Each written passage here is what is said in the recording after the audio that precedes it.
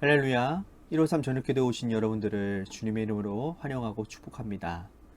오늘도 복되고 귀한 저녁 기도의 가운데 하나님께서 우리 가운데 신실하신 능력을 경험하는 복된 시간이 되기를 간절히 소망하겠습니다. 먼저 하나님의 말씀 보도록 합니다. 고린도전서 6장 6절에서 8절 말씀까지 보겠습니다. 고린도전서 6장 6절에서 8절입니다. 우리 같이 한 목소리로 다 함께 봉독하겠습니다. 시작.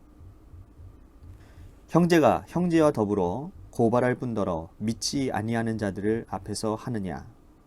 너희가 피차 고발함으로 너희 가운데 이미 뚜렷한 허물이 있나니 차라리 불의를 당하는 것이 낫지 아니하며 차라리 속는 것이 낫지 아니하냐. 너희는 불의를 행하고 속이는구나.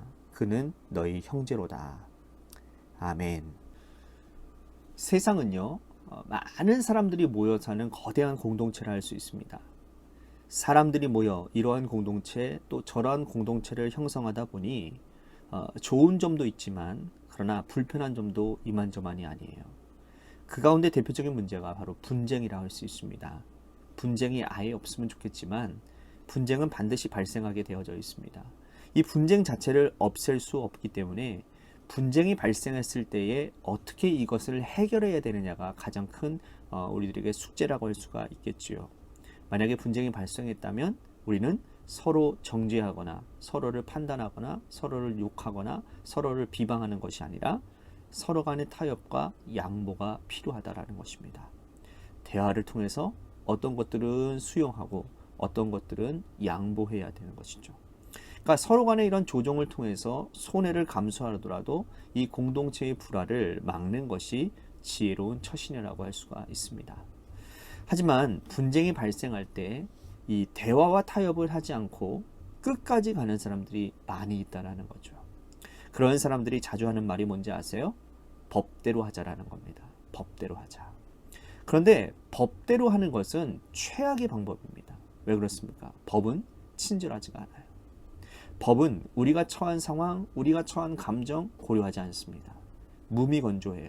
그냥 법조문에 있는 그대로 판결합니다.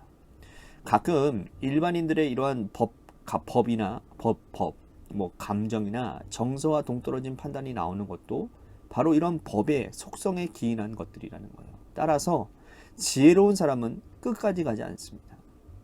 법에 호소하지 않아요. 지혜로운 사람은 서로 간의 양보와 타협을 위해서 대화를 시도합니다.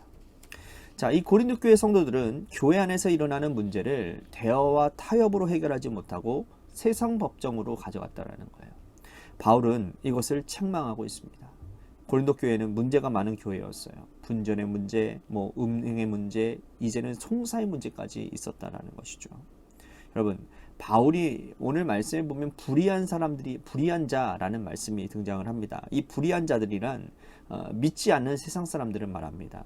교회도 이 사람들이 모여 있는 곳이기 때문에 분쟁이 없을 수는 없습니다. 고린도 교회에 분쟁이 일어났는데 그 문제를 교회 안에서 지혜롭게 해결하지 못하고 이것을 세상 법정으로 가져갔다는 거예요.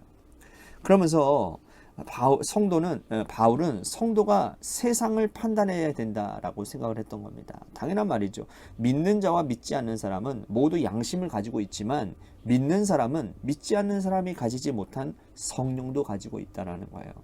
그러므로 믿는 사람은 두 가지 필터를 가지고 있는데 양심의 필터와 성령의 필터가 있는 겁니다. 양심의 필터는 수동적이지만 성령의 필터는 능동적이에요. 예를 든다면 내 이웃을 내 몸과 같이 사랑하라 라는 말씀에 대해서 세상 사람들은 반응하지 않습니다.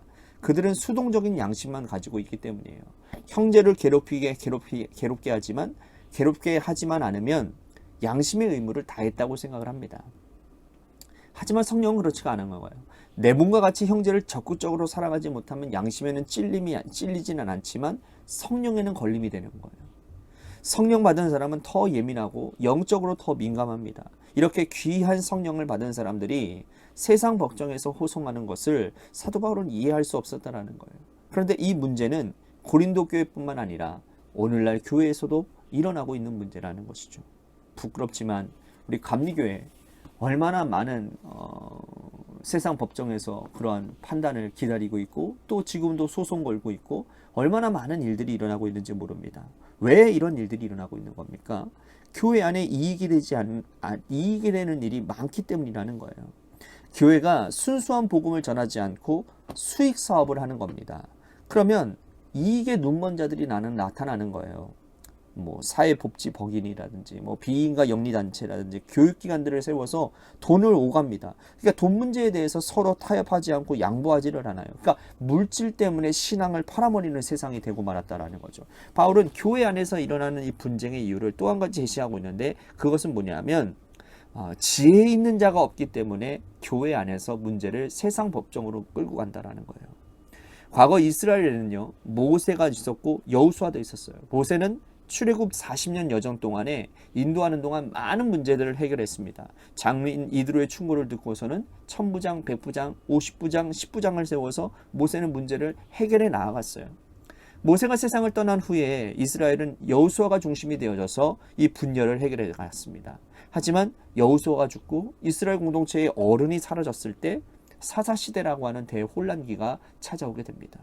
하나님은 레위지파를 세워서 이스라엘을 영적으로 지도하게 하셨지만 이 레위지파가 타락하고 난 후에 그들을 지도할 사람들이 없었기 때문이라는 거예요. 오늘도 많은 교회들이 문제를 해결하지 못하는 이유도 믿고 따를 만한 어떤 존경받을 만한 목회자, 중직자들, 어른들이 없기 때문인가라는 생각을 해보게 됩니다. 이것은 아주 심각한 문제가 아닐 수가 없습니다. 그래서 바울은 고린도 교회 성도들에게 극약 처분을 내리는 거예요. 뭐라고 내기느냐? 세상 법정으로 문제를 가져가는 것은 하나님께 죄를 범하는 것이니 차라리 손해보는 것이 낫다라는 거예요. 여러분, 성도가 손해보는 것, 그리스도의 핏값을 주고 산 교회가 손가락질을 받는 것보다 낫다라는 말씀이에요. 우리는 세상 법정에서 호소할 권리가 있어요. 하지만 이 권리가 하나님의 영광이 되는 것은 아니라는 거예요. 여러분, 성도가 살아가야 될 목표는 뭔지 아세요? 오직 주님이에요. 우리는 주의 영광을 위해서 살아야 되는데 내가 조금이라도 손해보는 것을 견디지 못한다면 우리는 주님을 위해 살아가는 것이 아니라는 거죠. 송사와 분쟁의 문제뿐 아니라 우리 평생의 삶이 주를 위해 살며 주를 위해 손해보기를 간절히 소망하겠습니다. 오늘도 주를 위해서 기꺼이 양보하고 주를 위해서 손해보는 여러분들의 인생이 되기를 주님의 이름으로 축복하겠습니다. 오늘 말씀 생각하면서 우리 같이 기도했으면 좋겠습니다. 그리스도를 위해서 손해보는 인생을 살아가겠습니다. 또한 교회 안의 문제들을 성령이 주시는 지혜로 잘 해결하는 그런 우리가 되겠습니다. 뿐만 아니라 교회 공동체를 위해서도 기도합니다. 오늘 말씀처럼 성령으로 하나 되어져서 서로 양보하고 타협하고 서로를 내어드리는 그러한 연합이 있는 그런 교회가 되게 해달라고. 또한 우리 관악교회 재개발 가운데 놓여져 있는 모든 가정들을 위해서도 여러분들 기도해 주시기를 바라겠습니다. 또한 우리 육신의 질병으로 고통당하시는 분들 많이 있습니다. 우리 그분들을 위해서 기도해 주시고요. 마지막으로 여러분들의 삶의 자리와 여러분들의 자녀들을 위해서 기도하시다가 시간 돌아가시기를 바라겠습니다. 노래 끝날 때까지 우리 같이 합심하여 기도하도록 하겠습니다. 기도하시겠습니다.